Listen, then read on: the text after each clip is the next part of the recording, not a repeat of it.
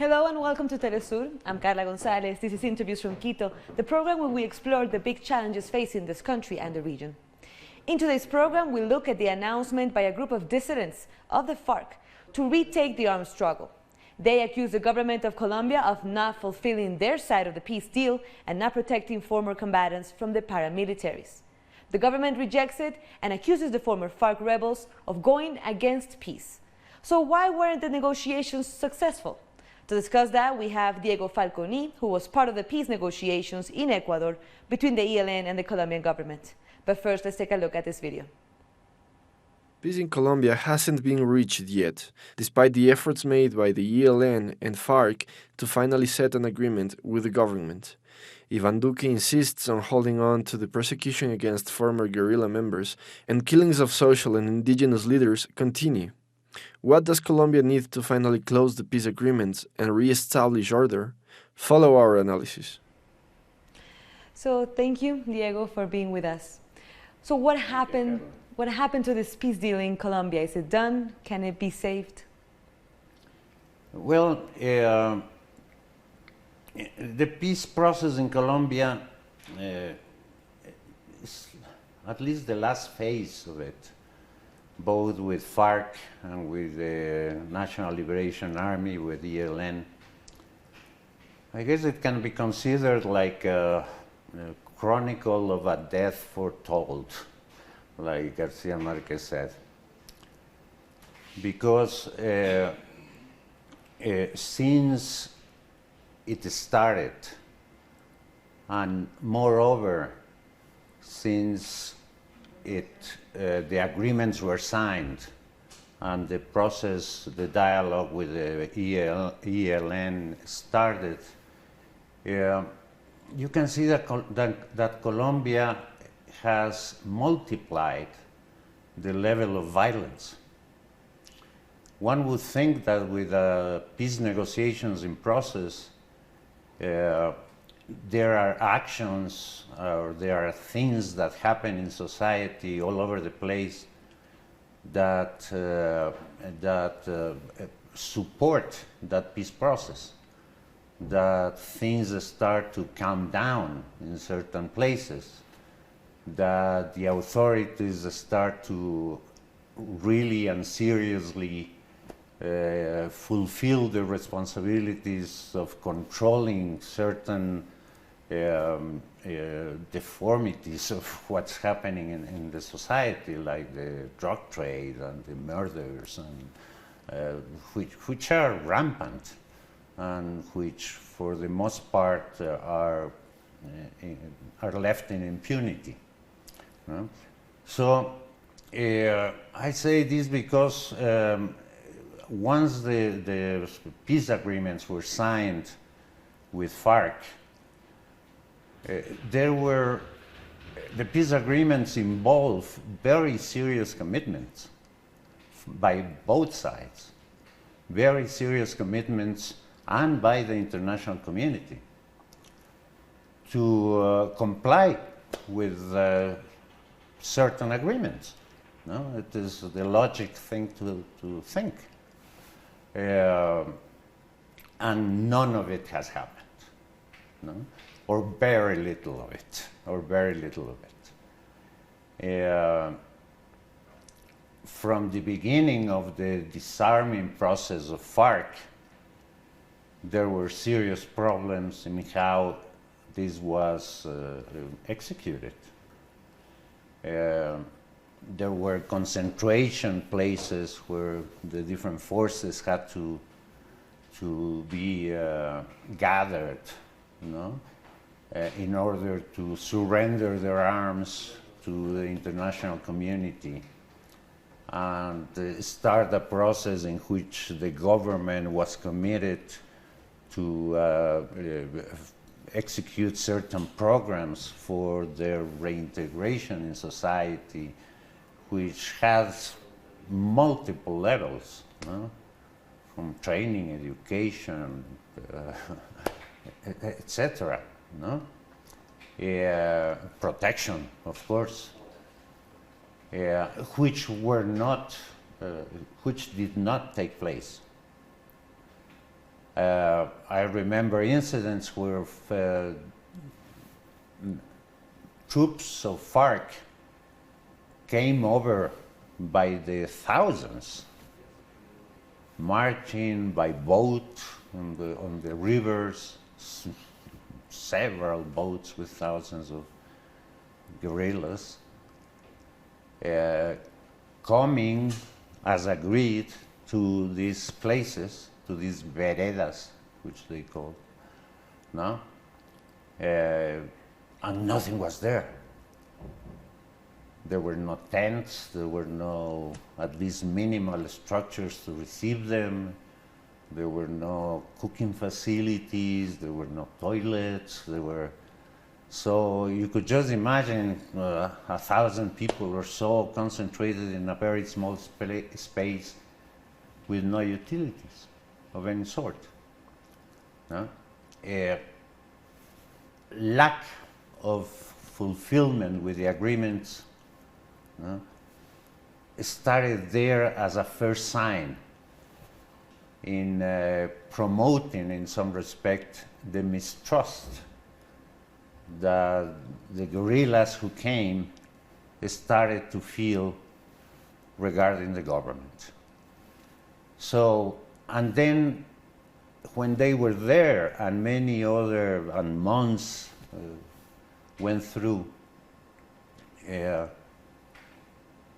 some of the main leaders or medium leaders or just, let's say, the equivalent of sergeants or soldiers or something, which left the veredas to see their families, to try to see their people after, I don't know, 10, 15, 20, 25 years in the jungle without seeing them. And they were murdered. They were murdered with impunity. So from the part of the government, I think there was clearly unfulfilling of its agreements. They didn't do enough. There wasn't a political will, a real political will within the government to comply with the agreements. Colombian society is a very polarized society.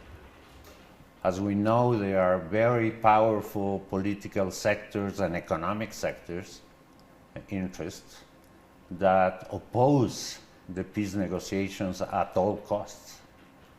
No? And they did what they could to boycott them from the beginning.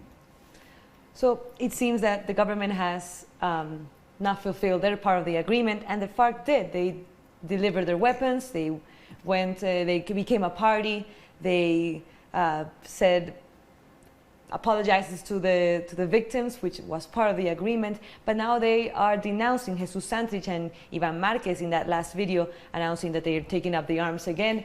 They are announcing that they want peace, but they need to denounce that the government is not doing enough. So is that the way to obtain peace? Is that the way to tell the government of Ivan Duque that they need to listen to them now? No, I firmly believe that it's not. I believe it's the wrong political decision at this point. No? War is never a future. The only thing it does is to create anarchy and create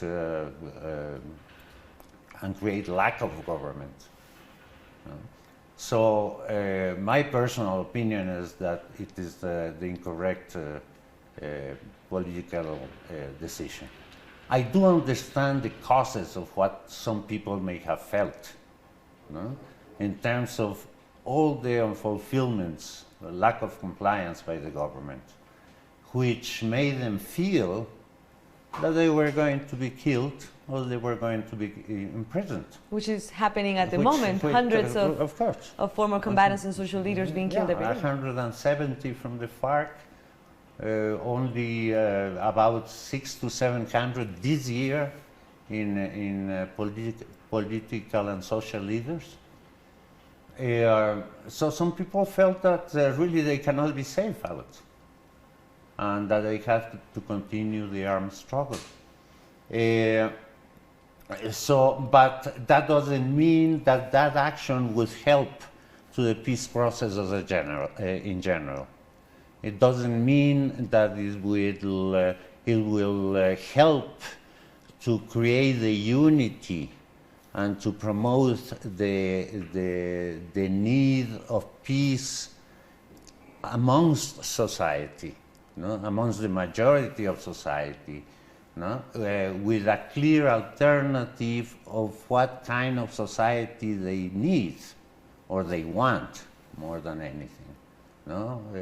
They want, coming from society itself, the different groups. That's another big lack by the government in terms of the processes that were that needed to be started during the peace process in gathering society, in finding ways of common solutions within areas where certain specific problems were happening,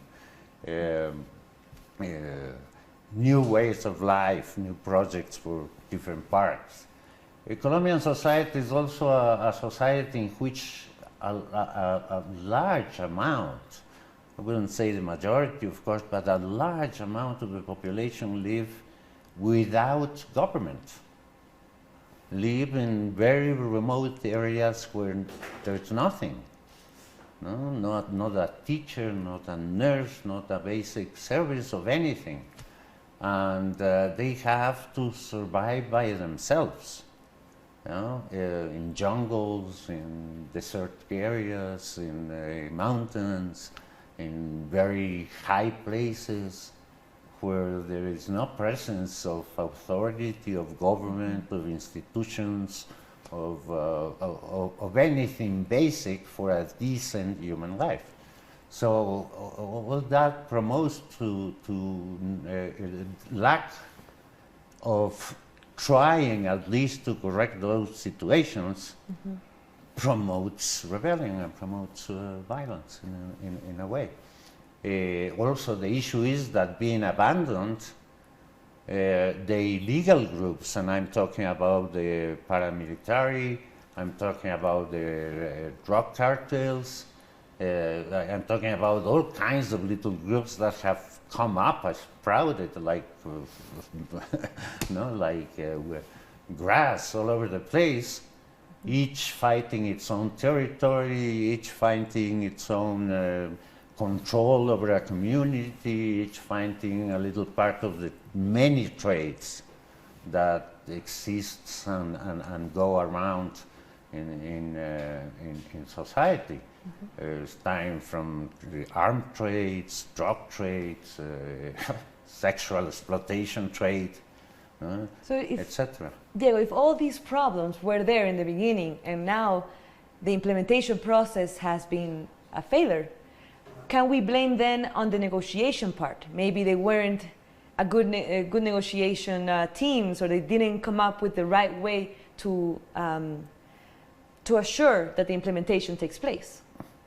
Well, in terms of assuring that the implementation takes place, I agree with you. It is probably the agreement didn't include the proper safeguards to make that possible. But the content and the concept of the themes that were agreed upon, I believe were profound and were something that, if implemented, would really change society in certain important aspects and improve the quality of life of people. The land agreement, the first point in the FARC agreement, is very important. If the government had any political will to start fulfilling that process, it would have solved, or there is a promise of solving a very deep problem in large areas of Colombian society in the countryside. in the mountains, in different places, for many millions of people to have, for the first time, the right to their own little plot of land and the right to produce that plot of land in peace and with some security and with possibilities and methods to trade their goods, to make a living. No? To be free from armed groups which are hired by powerful people to displace them from that land, etc., etc. The second point of the agreement, the issue of political reforms, to be able to advance in democracy, in the way democracy functions. No? Nothing. People are being killed. No? The violent groups they have been more powerful, etc. Now, going to your question, in the part of the negotiations itself, I cannot really attest or comment too much about the FARC negotiations because I was not witness to that, but I was witness to an important part of the peace process with the ELN. And I do believe personally that an issue in the negotiations is that as a big if you have been fighting for 60 years and you haven't achieved what you started to fight for, your main objects when you start in the armed struggle, and you haven't achieved any of them in the 60 years of armed struggle, then one cannot expect to achieve those goals in the negotiations process. And therefore that makes things harder in the negotiations process, with another party in a place where you need to get certain middle grounds to make things possible. But then in certain agreements, in certain points, that happened. No, not in all. I also believe that what both FARC and ELN brought to the table and were able to get the government to recognize those problems and to discuss about them was transcendent. Something that really put on the negotiation table some of the very basic and real causes of what happens in society. And there has been 60 years of war and violence, and you cannot say that the cause of it is just the will of certain crazy groups that want to, So those things were very, very important. And they achieved, the FARC, they achieved agreements that were very important. But you need a political will. That is why even the opposition parties to the government of Colombia right now continue to say, even though we reject that Ivan Marquez and Santrich have taken this decision, we support the peace agreement and we demand the government to comply with it. Yes, that's what I think. So, looking at the situation with the FARC now and with your experience with the ELN, how does this leave the ELN, which they began their own process after the FARC signed their peace agreement? They began their own process and they stopped at one point. Ecuador backed out of the negotiations hosting as a host country, and both sides have now retaken it. Ivan Duque has said that he doesn't want to take again the negotiations with the ELN. How does that leave that part of the war as well? Because it's an important part. It's still an armed group in Colombia. No, the failure of those negotiations was part of the more overall failure of the whole peace process. I think it had an influence as well in what happened with FARC. But since Duque took over, they never want to continue with the peace negotiations. There was no chance that that was going to happen. No, Uribe was very clear in what he said. He still has a lot of power in Colombian politics, former President Álvaro Uribe being against so the peace that agreement.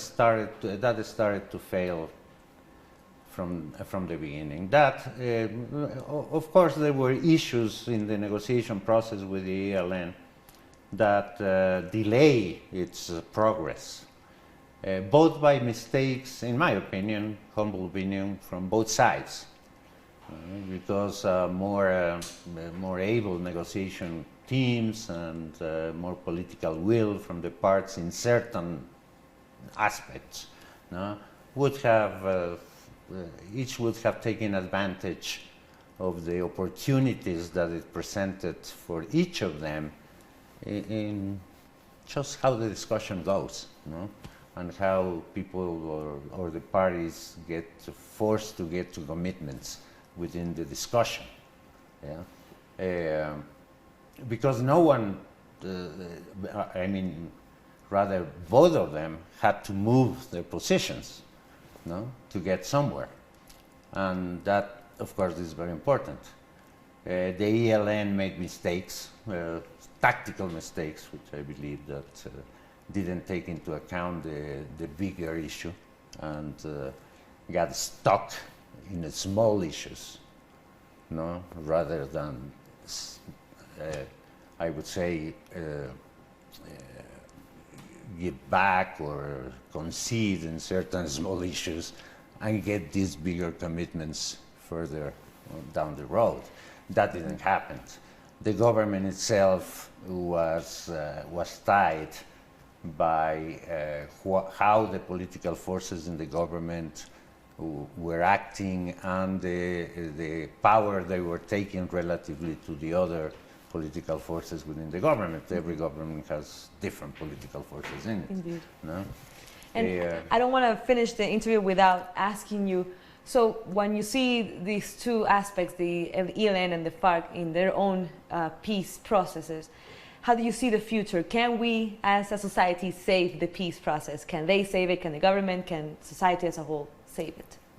Well, we can always save it, of course, but that needs political will, that needs unity, that needs a large, all or the main sectors or movements in society from every angle to join in common cause for that. Women, young people, workers, pensioners, children, youth, both for the environment, for women rights, for diversity, from indigenous people, from all these issues have to be joined in a big movement. And that needs the efforts of people to seek for that unity and make agreements, amongst all the people that are affected by the lack of peace, by the violence, by the inequality of society, which is the main cause of all of it, and that. And at the same time, be able to defeat the dark forces in society, and that is the main thing. We have to work together. The peace process. The war is a business. Unfortunately, war is a business. The war in Colombia does not escape from that. Big corporations, international interests, etc. Indeed, and we have to work together then to achieve that. That's correct. Thank you very much, Diego, for your time. Thank you, Carla. A pleasure. So we've been talking to Diego Falconi, who was part of the peace negotiations between the ELN and the Colombian government on the future of the peace agreement in Colombia and what could happen if it turns apart. Thank you for watching. This is Interviews from Quito. I'm Carla Gonzalez. Until next time.